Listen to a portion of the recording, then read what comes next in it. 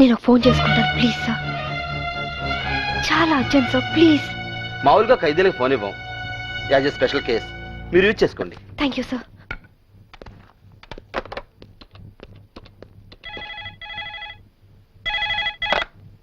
Hello కీర్తి అక్క. అక్క నువ్వా? ఏ నేనైతే లిఫ్ట్ చేసేదాను కాదా? అది కాదు. ఏది కాదు? వారం వారం బాబుని తీసుకురమ్మంటే ఎందుకు తీసుకురావట్లేదు? నెక్స్ట్ వీక్ తీసుకొద్దామని అనుకుంటున్నా. సరే నువ్వు ముందు బాబు ఫోని. అది అది బాబు ఫోని. అలాగే బాబు ఫోన్. హలో హలో విజు, నేను అమ్మ. నాన్న ఎలా ఉన్నావు? బాగున్నావా? బాగున్నా మమ్మీ. స్కూల్కి వెళ్తున్నావా? బాగా చదువుకుంటున్నావా? వెళ్తున్నా మమ్మీ. నువ్వే వస్తానని ఎందుకు రావట్లేదు? వస్తాను నాన్న, తప్పకుండా వచ్చేస్తాను. ఎప్పుడు? త్వరగా వచ్చేస్తాను. డాడీ మమ్మీ డాడీ వచ్చాడు. హలో హలో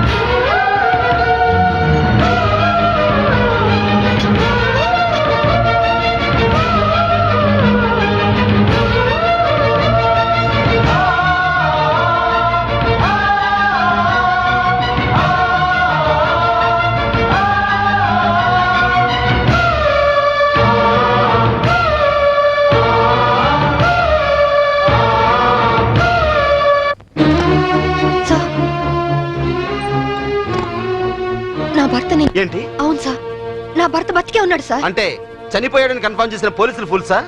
నువ్వు హత్య చేసేవని శిక్ష విధించిన జడ్జి పిచ్చోడా? సార్ నేను చెప్పేది నిజం సార్. ఇదంతా నా భర్త ఆడిన నాటకం.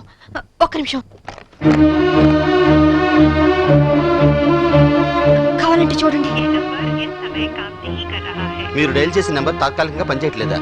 ఏంటమ్మా ఇది? ఏంటి? చూడండి, మీరే చూడండి. చూడండి, మీరు ఒక ఏసీపీ అని ఇన్ని రోజులుగా మిమ్మల్ని గౌరవించాం. ఇంకోసారి ఇలా ప్రవర్తించారంటే you will be sent to mental hospital. Mind it.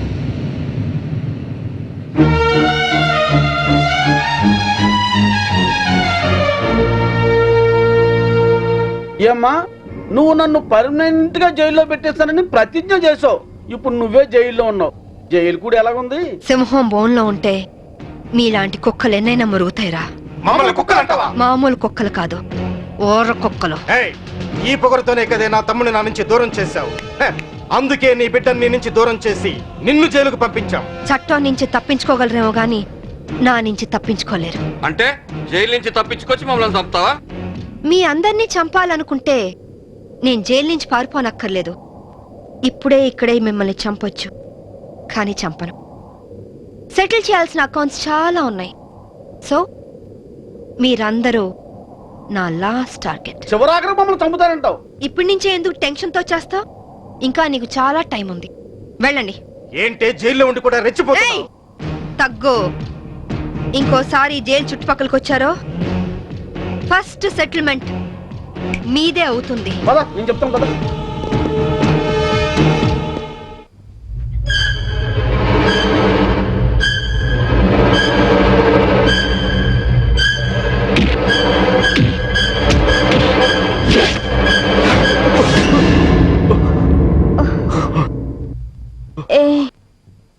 ఏమైంది?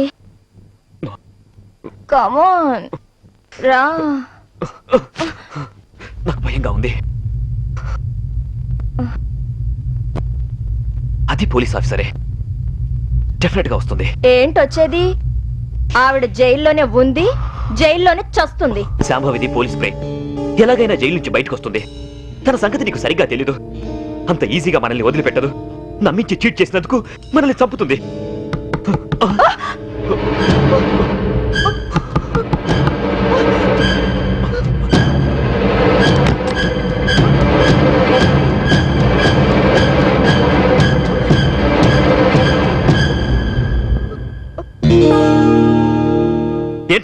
ఏంటి? డాడీ నిద్ర పట్టట్లేదు, అమ్మని చూడాలనుంది.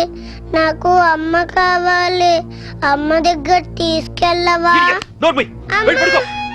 ఇంకొకసారి అమ్మ కావాలి అన్నావంటే చంపేస్తాను. వెళ్ళి పడుకో. అమ్మ కావాలి.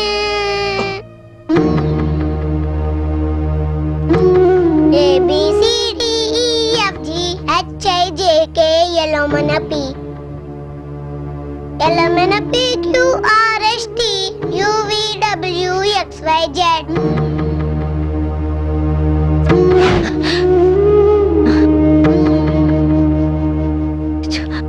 చిన్నతనంలోనే తల్లి నుంచి విడిపోయిన పిల్లలు అమ్మ ఒడి వెచ్చతనాన్ని మర్చిపోలేరు అంటారు.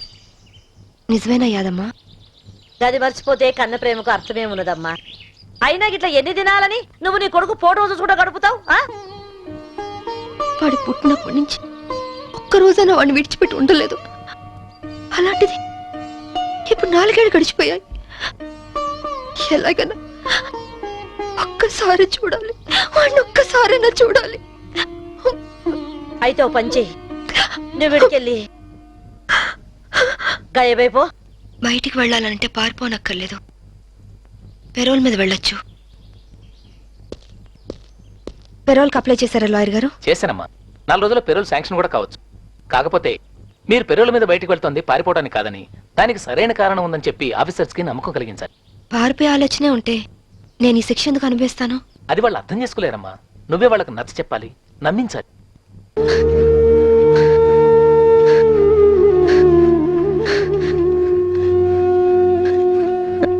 యాదమ్మా, ఒక పోలీస్ ఆఫీసర్ అయ్యుండి ఎంతో మంది క్రిమినల్స్ పట్టుకున్నాను. కానీ నా ఇంట్లో నా భర్తే నన్ను చీట్ చేశాడు. మోసపోయాను యాదమ్మా, మోసపోయాను. ఆనాటి రామాయణంలో సీతమ్మ దగ్గర నుంచి ఈనాటి యాదమ్మ సాంబవిల దాకా ఆడది ఆడదేనమ్మా. సెంటిమెంట్ మన ఈక్నెస్. దాన్ని అడ్డం పెట్టుకుని పబ్బం గడుపుకునేది ఆ మగ పుండాకోర్ల టాలెంట్. తప్పు చేసినోడు కట్టుకున్నోడైనా సరే, కన్న బిడ్డైనా సరే, గసోంటోలను గిసోంటి చెత్రి బల్ల మీద పండబెట్టి గిట్ల దుగాడ పట్టాలే. గప్పుడే మన ఆడల బతుకులు మంచిగా అవుతాయి. ఐగిరి నందిని నందిత మేదిని విశ్వ వినోదిని నందినుతే గిరివర వింధ్య శిరోధిని వాసిని విష్ణు విలాసిని జిష్ణునుతే భగవతి హేసితి కంఠ కుటుంబిని భూరి కృతే జయ జయ హే మహిషాసుర మర్ధిని రమ్యక పర్ధిని శైలసుతే నింగి నేల అక్షతులేస్తే జైలు గోడలే జై జైలంటే ఒంట్లో రక్తం ఉరకలేయదా, ఒక్కో బొట్టు సైన్యమవ్వదా. న్యాయం కోసమే ఈ యుద్ధం, యుద్ధం కోసమే సంసిద్ధం. ఈ తెగువే అజేయం, నీ ధ్యేయం అనంతం.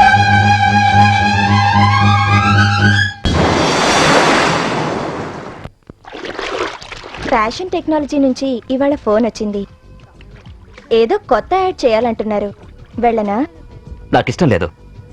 అంటే యాడ్స్ చేయడం వదిలేమంటావా? హే, నీకోసం నా భార్యనే వదులుకున్నాను. ఆఫ్టర్ ఆల్ నువ్వు యాడ్స్ ను వదులుకోలేవా? ఓకే, వదిలేస్తాను. అరే, ఐస్ క్రీమ్ కరిగిపోయింది. కరిగిపోయింది ఐస్ క్రీమే కానీ ఐస్ క్రీమ్ కాదుగా. 1 మినిట్, ఇప్పుడే వస్తాను. ఎక్కడికి? నా తప్పు నేను తెలుసుకున్నాను. నేను ఇప్పుడు పూర్తిగా మారిపోయాను. నమ్మకం ఏంటి? కడుపు తీపి ఏ ఆడదైనా భర్త లేకుండా బ్రతకగలదేమో గాని కన్న బిడ్డను మాత్రం చూడకుండా ఉండలేదు. బిడ్డను చూడాలంది. నాకు సాయం చేయండి సార్. ఒక ఖైదీగా కాదు, ఒక బిడ్డకు తల్లిగా ప్రాధాయపడుతున్నాను. నా బాధ అర్థం చేసుకోండి సార్, ప్లీజ్. ఓకే, మీకు పెరోల్ శాంక్షన్ చేస్తున్నాం. 6 months మిమ్మల్ని అబ్జర్వేషన్ లో ఉంచుతాం. Thank you sir. ఇవి మీ పెరల్ ఆర్డర్స్. 2 టౌన్ స్టేషన్ లో సిఐ గారు ఉన్నారు, ఆయన చూపించండి. అలాగే సార్.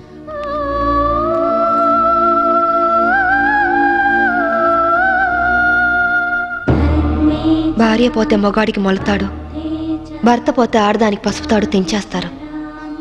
కానీ చట్టపరంగా భర్త చనిపోయినందుకు తాళిబొట్టు తెంచేసుకోవాలో బ్రతికున్నందుకు ఉంచేసుకోవాలో తెలియట్లేదు. అంటే దీన్ని నమ్మి ఖైదీల వెల్ఫేర్ ఫండ్కి నా చందాగా ఇవ్వండి.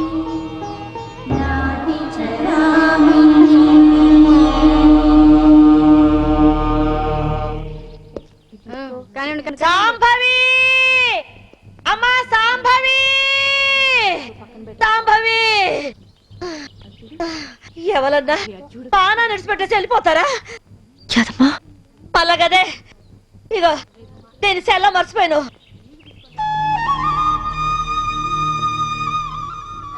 థ్యాంక్స్ యాదమ్మా. కన్నతల్లి కాకపోయినా అంతకంటే ఎక్కువగా చూసుకున్నావు. ఇంకో జన్ముంటే నీ కడుపునే పుట్టాలి.